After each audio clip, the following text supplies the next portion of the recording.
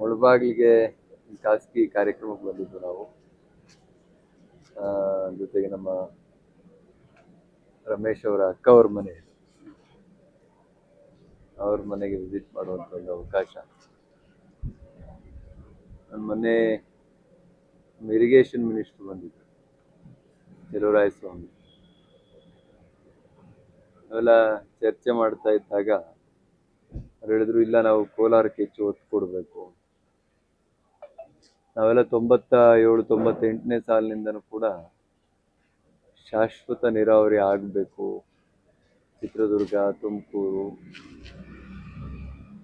ಕೋಲಾರ, ಬೆಂಗಳೂರು ಗ್ರಾಮಾಂತರ, ಈ 5-6 ಜಿಲ್ಲೆಗಳಿಗೆ ಅಂತ. ಈಗ ಒಂದು ಕಡೆ ಅಪ್ಪರ್ ಭದ್ರಾ ನಡೀತಾ ಇದೆ. ಕುಮಾರಸ್ವಾಮಿ ಅವರು ಇಲ್ಲಿವರೆಗೂ ತರಬೇಕು ಅಪ್ಪರ್ ಭದ್ರಾ ಹಾಗೆ ಅಂತ ಪ್ಲಾನ್ ಮಾಡಿದ್ರು. ಮತ್ತೆ ನಂತರದ ಸರ್ಕಾರಗಳು ಇಲ್ಲಿ ಎತ್ತಿನಹೊಳೆ ಮಾಡೋಣ ಹಾಗೆ ಅಂತೇನೋ ಮಾಡ್ತಾ ಇದ್ದಾರೆ. ಆದರೆ ಕೋಲಾರಕ್ಕೆ ಏನಾದರೂ ಮಾಡಬೇಕು ಅನ್ನುವಂಥದ್ದು ಶಿವಕುಮಾರ್ ಅವರ ಕನಸು. ಅದು ಬೇಗ ಈಡೇರಲಿ. ಎತ್ತಿನಹೊಳೆ ಈಗ ಮೊದಲನೇ ಟ್ರಯಲ್ಲೇನೋ ಇನ್ನೊಂದು 3-4 ತಿಂಗಳೊಳಗೆ ಮಾಡ್ತೀವಿ ಅಂತ ಹೇಳಿದ್ದಾರೆ.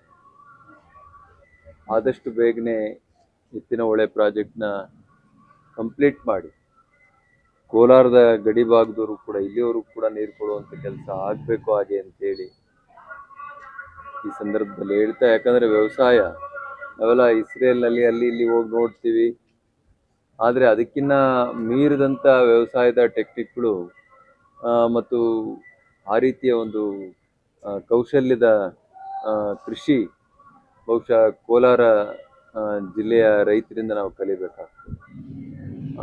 ಹಾಗಾಗಿ ಅಂಥವ್ರಿಗೆ ನಾವು ಪೂರಕವಾದಂಥ ವ್ಯವಸ್ಥೆ ಮಾಡಿಕೊಡುವಂಥದ್ದು ಸರ್ಕಾರದ ಆದ್ಯ ಕರ್ತವ್ಯ.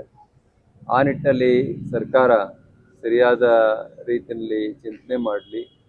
ಮತ್ತು ಈಗೇನು ನೀರನ್ನು ಕೆರೆಗಳಿಗೆ ತುಂಬಿಸುವಂಥ ಪ್ರಾಜೆಕ್ಟು ಏನು, ಈ ತ್ಯಾಜ್ಯ ನೀರು ಯಾವ್ದು ಪ್ರಾಜೆಕ್ಟ್ ಹೆಸರದು? KC valley. ಅದಕ್ಕೆ ಮೊದಲಿಂದನೂ ಕೂಡ ಅಬ್ಜೆಕ್ಷನ್ ಇದೆ ನಮ್ಮದು. ಅದು ಅಷ್ಟು ವೈಜ್ಞಾನಿಕವಾಗಿ ಎಷ್ಟು ಸರಿ ಅಂತ. ಮೊನ್ನೆ ನಾನು ನೋಡ್ತಾ ಇದ್ದೆ, ಹೈದ್ರಾಬಾದ್ನಲ್ಲಿ ಇದೇ ರೀತಿಯ ತ್ಯಾಜ್ಯ ನೀರನ್ನು ನಾವು ಸಂಸ್ಕರಿಸ್ಕೊಡ್ತೀವಿ ಅಂತ ಹೋಗಿ ಕೊನೆಗೆ ಅದು 10 ವರ್ಷ ಆದಮೇಲೆ ಅದರ ಎಫೆಕ್ಟು ಮನುಷ್ಯರ ಮೇಲೆ ಕಾಣ್ತಾ ಇದೆ ಅಂತ. ಅದು ಭಾಳ ಅಪಾಯಕಾರಿ.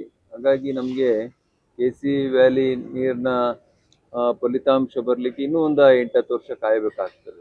ಆಗ ಅದರ ಭೀಕರತೆ ಭಾಳ ಕೆಟ್ಟದಾಗಿರ್ತದೆ. ಅದರಿಂದ ನೀವೇನಾದರೂ ನೀರು ಕೊಡಲೇಬೇಕು ಅನ್ನೋಂಥ ಉದ್ದೇಶ ಇದ್ದರೆ ವೈಜ್ಞಾನಿಕವಾಗಿ ಅದನ್ನು ಸಂಸ್ಕರಿಸಿ ಅದಿನ್ನೂ ಎಷ್ಟು ಲೇಯರು ಫಿಲ್ಟ್ರ್ ಆಗಬೇಕು ಅದನ್ನು ಮಾಡಿ ಕೊಡಬೇಕಾಗ್ತದೆ. ಇಲ್ಲಾಂದರೆ ಜನಗಳಿಗೆ ನೇರವಾಗಿ ನೀವು ವಿಷ ಕೊಟ್ಟಾಗ್ತದೆ ಅನ್ನುವಂಥ ಮಾತನ್ನು ಸಂದರ್ಭದಲ್ಲಿ ಹೇಳಿ, ಸರ್ಕಾರ ಅದನ್ನು ಸರಿಯಾದ ರೀತಿಯಲ್ಲಿ ಗಮನಿಸ್ತದೆ ಅಂತೇಳಿ ನಾನು ಭಾವಿಸ್ತೇನೆ. ಈಗ ನಾವೆಲ್ಲ ಬೇರೆ ರಾಷ್ಟ್ರಗಳಲ್ಲಿ ನೋಡ್ತೀವಿ, ಸಿಂಗಾಪುರದ ರಾಷ್ಟ್ರಗಳಲ್ಲಿ ಪ್ರಧಾನಿಗಳೇ ಸಮುದ್ರದ ನೀರನ್ನು ಕುಡಿತಾರೆ. ಮತ್ತು ಸಂಸ್ಕರಿಸಿದಂಥ ಎಲ್ಲ ತ್ಯಾಜ್ಯ ಇದನ್ನು ಮಾಡಿದಂಥ ಆ ನೀರನ್ನು ಸಂಸ್ಕರಿಸಿದಂಥ ನೀರನ್ನೇ ನೇರವಾಗಿ ಕುಡಿಸೋರು. ಅಂದರೆ ಅಷ್ಟು ಇದು ಪ್ರೊಟೆಕ್ಟಿವ್ ಅಂತ, ಏನೂ ತೊಂದರೆ ಆಗೋದಿಲ್ಲ, ಆರೋಗ್ಯಕ್ಕೆ ಜನಗಳ ಜೀವಕ್ಕೆ ಅಪಾಯ ಇಲ್ಲ ಅಂತ. ಆ ರೀತಿಯ ಕ್ರಮಗಳನ್ನು ನಾವು ವಹಿಸಿ ಮಾಡಿದ್ರೆ KC ವ್ಯಾಲಿ ನೀರು ಕೂಡ ಶುದ್ಧ ನೀರೇ ಆಗ್ತದೆ. ಅಷ್ಟು ಪ್ರಾಸೆಸ್ಸನ್ನು ನಾವು ಮಾಡ್ತಾ ಇದ್ದೀವಿ ಅನ್ನುವಂಥದ್ದು ಭಾಳ ಮುಖ್ಯ. ಆ ನಿಟ್ಟಿನಲ್ಲಿ ನಮಗೆ ಅದರಲ್ಲೂ ಈ ಭಾಗಕ್ಕೆ ಇದೆಲ್ಲ ಗಡಿ ಭಾಗ, ಇಲ್ಲಿಂದ ಶಿವಣ್ಣ ಸಾಹೇಬ್ರು ಹೇಳ್ತಾ ಇದ್ರು, ಇಲ್ಲಿಂದ 2 ಕಿಲೋಮೀಟ್ರ್ ಹೋದರೆ ಎಲ್ಲ ಆಂಧ್ರ ಶುರು ಆಗ್ತದೆ. ಆ ಕಡೆ ಪೊಲಂನೇರು, ಈ ಕಡೆ ಚಿತ್ತೂರು, ನಿಮಗೆಲ್ಲ ಗೊತ್ತಿರುವಂಥದ್ದೇ. ತಮಿಳ್ನಾಡು ಮುಂದೆ ಇನ್ನೊಂದು ಸ್ವಲ್ಪ ಮುಂದೆ ಹೋದರೆ ತಮಿಳ್ನಾಡು. ಗಡಿ ಭಾಗಕ್ಕೆ, ರಾಜ್ಯದ ಗಡಿ ಭಾಗಗಳನ್ನು ಆಂಧ್ರ, ತಮಿಳ್ನಾಡು ಎಷ್ಟು ಚೆನ್ನಾಗಿ ಇಟ್ಕೊಂಡಿದ್ದಾರೆ ನಿಮಗೆಲ್ಲ ಗೊತ್ತಿದೆ. ಹಾಗಾಗಿ ನಮ್ಮ ಗಡಿ ಭಾಗವನ್ನು ಕೂಡ ಸರ್ಕಾರಗಳು ಅಷ್ಟೇ ಚೆನ್ನಾಗಿ ಇಟ್ಕೊಳ್ಳುವಂಥದ್ದು ಭಾಳ ಮುಖ್ಯ. ಇಲ್ಲೆಲ್ಲ ಪ್ರಾಮಾಣಿಕರು ಆಡಳಿತ ನಡೆಸಿದಂಥ ತಾಲೂಕುಗಳು ಇವೆಲ್ಲ. ಅಲಂಗೂರು ಶ್ರೀನಿವಾಸರವರು, ಬಚ್ಚೇಗೌಡರು, ಬೈರೇಗೌಡರು, ಕೃಷ್ಣಾರೆಡ್ಡಿ ಅವರು, ಶಿವಣ್ಣವ್ರು ಹೇಳ್ತಾ ಇದ್ರು, ಕೃಷ್ಣಾರೆಡ್ಡಿ ಅವರು ಕೂಡ ಅಷ್ಟೇ ಸ್ವಚ್ಛವಾದ ಆಡಳಿತವನ್ನು ನಮ್ಮ ಭಾಗಕ್ಕೆ ಕೊಟ್ಟಂಥವ್ರು ಅಂತೇಳಿ. ಚೌಡ್ರೆಡ್ಡಿ ಅವರು, ಶ್ರೀನಿವಾಸ್ ಗೌಡರು, ಇವರೆಲ್ಲ ಯಾರಾದರೂ ಪಾಪ ಈ ಕೆಲಸ ಮಾಡಿಸಿ ದುಡ್ಡು ಕೊಡೋಕೆ ಹೋದ್ರೆ ಕೆಲಸ ಕೊಡ್ಸಿದ್ರೆ ದುಡ್ಡು ಕೊಡ್ತಾರ ಅಂತೇಳಿ. ಅಂದರೆ ಪಾಪ ಅಷ್ಟು ಪ್ರಾಮಾಣಿಕರು.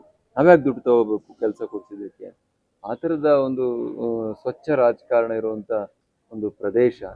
ಈ ಗಡಿ ಭಾಗ ಇದನ್ನ ಯಾವ ರೀತಿ ಅಭಿವೃದ್ಧಿ ಮಾಡಿದ್ದೀರಾ, ಮಾಡಬೇಕು ಅನ್ನುವಂಥದ್ದು ಸರ್ಕಾರದ ಗಮನಕ್ಕೆ ಇರಬೇಕಾಗ್ತದೆ. ಆ ನಿಟ್ಟಿನಲ್ಲಿ ಗಡಿ ಭಾಗಗಳನ್ನು ನಾವು ಹೊಸೂರು ನೋಡ್ತೀವಿ, ಎಷ್ಟು ಚೆನ್ನಾಗಿ ಡೆವಲಪ್ ಮಾಡಿದ್ದಾರೆ. ಆ ರೀತಿ ಗಡಿ ಭಾಗಗಳನ್ನು ನಾವು ಚೆನ್ನಾಗಿ ಇಟ್ಕೊಳ್ಬೇಕಾಗ್ತದೆ.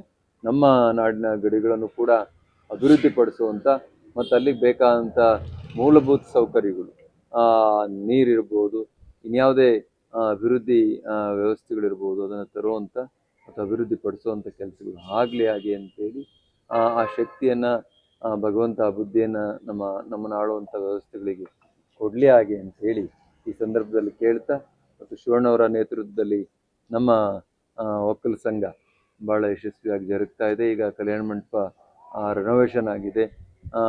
ಈಗ ಒಂದು ಕೆಂಪೇಗೌಡರ ಪ್ರತಿಮೆಯನ್ನು ಕೂಡ ಈಗ ಇಟ್ಟಿದ್ದಾರೆ. ಸಣ್ಣ ಪುಟ್ಟ ಗೊಂದಲಗಳು ಎಲ್ಲ ಕಡೆ ಇರ್ತದೆ. ಕೆಂಪೇಗೌಡರು ಆಳದಂಥ ನಾಡು ಇದೆಲ್ಲ. ಹಾಗಾಗಿ ಕೆಂಪೇಗೌಡರನ್ನ ಅನಾಥ ಮಾಡುವಂಥ ಕೆಲಸಗಳು ಆಗಬಾರ್ದು. ಕೆಂಪೇಗೌಡರು ಸಿಗ್ಬೇಕಾದಂಥ ಗೌರವ, ಮಾನ್ಯತೆ ಅದು ವ್ಯವಸ್ಥೆಗಳು ಕೊಟ್ಟಿದ್ದಾವೆ.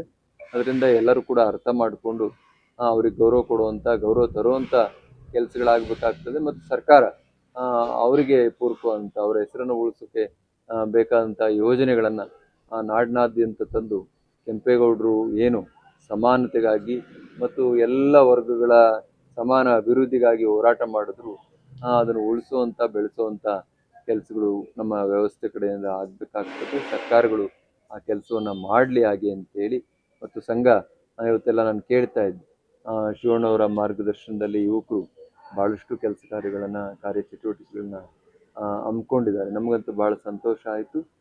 ಇನ್ನು ಬೇರೆ ಬೇರೆ ಆಯಾಮಗಳಲ್ಲದು ಇನ್ನೂ ಚೆನ್ನಾಗಿ ಆಗಲಿ ಅಂತೇಳಿ ಈಗೊಂದು ಕಲ್ಯಾಣ ಮಂಟಪ ಕೂಡ ಹಿಂದೆ ಶ್ರೀನಿವಾಸ್ ಅವರು ಮಾಡಿದರು. ಅದನ್ನು ಮತ್ತೆ ರಿನೋವೇಟ್ ಮಾಡುವಂಥ ಕೆಲಸವನ್ನು ಶಿವಣ್ಣವರ ನೇತೃತ್ವದಲ್ಲಿ ಈಗಾಗಲೇ ಮಾಡಿರುವಂಥದ್ದನ್ನು ಕೇಳಿ ಭಾಳ ಸಂತೋಷ ಆಯಿತು. ಅದು ಬೇಗ ಲೋಕಾರ್ಪಣೆ ಆಗಲಿ, ಮತ್ತು ಕೆಂಪೇಗೌಡರ ಪುತ್ಥಳಿ ಏನಿದೆ ಅದು ಭಾಳ ಬೇಗನೆ ಇರುವಂಥ ಸಣ್ಣ ಪುಟ್ಟ ಸಮಸ್ಯೆಗಳು ಬಗೆಹರಿದು ಅದು ಕೂಡ ಲೋಕಾರ್ಪಣೆ ಆಗಲಿ, ಅಧಿಕೃತವಾಗಿ ಲೋಕಾರ್ಪಣೆ ಆಗುವಂಥ ಕೆಲಸ ಆಗಲಿ ಅಂತೇಳಿ ಶುಭ ಹಾರೈಸಿ. ನೀರಿನ ಸಮಸ್ಯೆ ಜಾಸ್ತಿ ಇದೆ. ಹೌದು, ನಾವೆಲ್ಲ ಆ ವಿಷನೇ ಕುಡಿತಾ ಇರೋದು. ನಮ್ಮ ಕಡೆ ಎಲ್ಲ ತುಂಬಾ ಆಳವಾದ ಅನಾರೋಗ್ಯ ನಾವು ಪಾಗೋಳ ಅಲ್ಲೆಲ್ಲ ನೋಡಿದ್ವಿ, ಫ್ಲೋರೆಸಿಸ್ ಇದೆಲ್ಲ. ಆ ನೀರನ್ನ ಯಾರು ಕುಡಿಯಕ್ಕೆ ಯೋಗ್ಯ ಅಲ್ಲ. ಅದನ್ನ ನಾವು ಹೇಳ್ತಾ ಇರುವಂಥದ್ದು, ವ್ಯವಸ್ಥೆಗಳು ಸರಿಪಡಿಸ್ಬೇಕು. ಅದರಲ್ಲೂ KC ವ್ಯಾಲಿ ಇದೆಯಲ್ಲ, ಇದು ಅತ್ಯಂತ ಅಪಾಯಕಾರಿ. ಯೋಜನೆ ಒಳ್ಳೇದಿರ್ಬೋದು, ಆದ್ರೆ ಕೊಡ್ತಾ ನೀರು ಯಾವುದು ಅಂತ ಅಲ್ವಾ ಶಿವಣ್ಣವ್ರೆ? ನಾವು ಎಷ್ಟು ಲೇಯರ್ನಲ್ಲಿ ಅದನ್ನ ಸಂಸ್ಕರಣೆ ಮಾಡ್ತಾ ಇದ್ದೀವಿ, ಅಷ್ಟು ಲೇಯರ್ನಲ್ಲಿ ಸಂಸ್ಕರಣೆ ಆಗ್ತಾ ಇಲ್ಲ ಅಂತ. ಆ ನಿಟ್ಟಿನಲ್ಲಿ ಕೋರ್ಟು ಗಮನ ಹರಿಸ್ಬೇಕು. ಯಾಕಂದ್ರೆ ಮಾನವ ಜೀವ ಮತ್ತು ಜೀವ ಜಂತುಗಳು ಬಹಳ ಮುಖ್ಯ. ಅವುಗಳನ್ನ ಕಾಪಾಡಿಕೊಂಡು ಅವನ್ನ ಉಳಿಸ್ಕೊಂಡು ಸರಿಯಾದ ರೀತಿಯಲ್ಲಿ ನಡೆಸ್ಕೊಂಡು ಹೋಗುವಂಥದ್ದು ನಮ್ಮನ್ನು ಆಳುವಂಥ ಸರ್ಕಾರದ ಜವಾಬ್ದಾರಿ. ಅದರಿಂದ KC ವ್ಯಾಲಿಗೆ ಸರಿಯಾದ ರೂಪ ಕೊಡುವಂಥ ಜವಾಬ್ದಾರಿಯನ್ನು ಸರ್ಕಾರ ಹೊರಬೇಕು.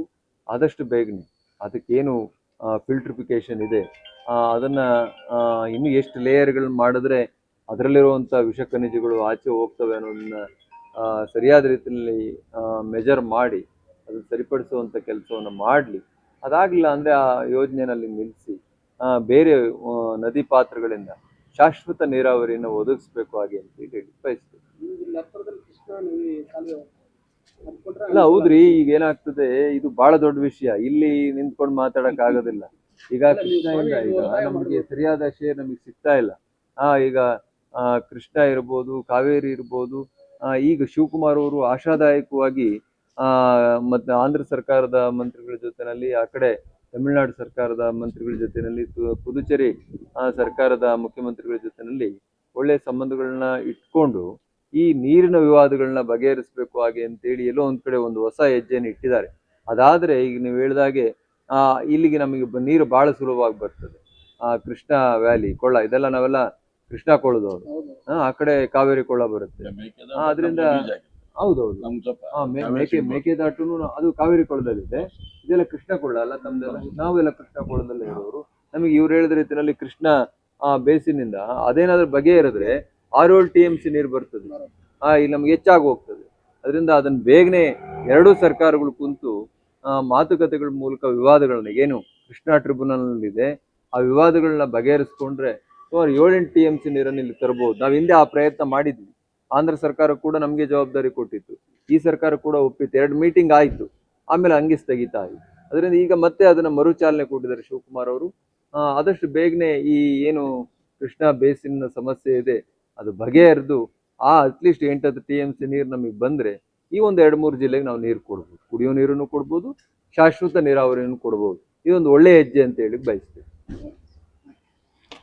ಅವ್ರ ನ್ಯೂಸ್ ಏನ್ ಬೇಕೆಲ್ಲ